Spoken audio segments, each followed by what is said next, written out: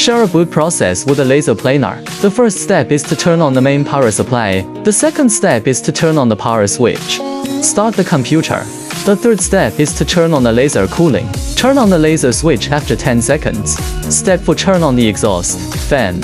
Step 5. Open the planing system. Step 6. Return to the origin to determine.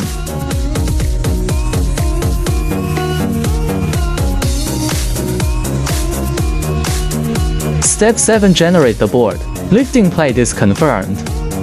Read drawings. Any drawing, like the skirting board. Open. Reading reference point. OK, at this time, the drawings will be imported. Click to optimize. Step 8. Step on the board and step on the ignition.